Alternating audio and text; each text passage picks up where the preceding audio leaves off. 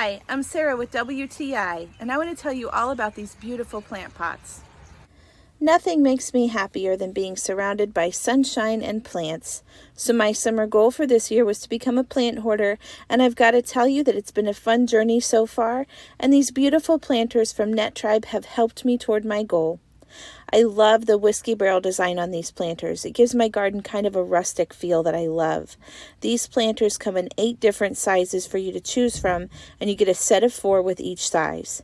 Each planter also comes with a drainage tray and 3 holes at the bottom of your planter. I chose the 13-inch planters for some of my bigger plants, and I love the way it turned out.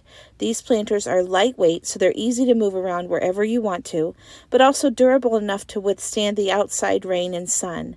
I've had these through several thunderstorms and through the beating sun, and they show no signs of fading or cracking. I also like that I can use them inside or outside, and because there's 4 of them, I decided to use them both places. I've got 2 of them in my garden, 1 on my porch, and 1 in the house, and they all just look great. I think I might get some more to put mums in for the fall. So if you're ready for some durable pots to make your garden beautiful, then look no further. But that's just my point of view.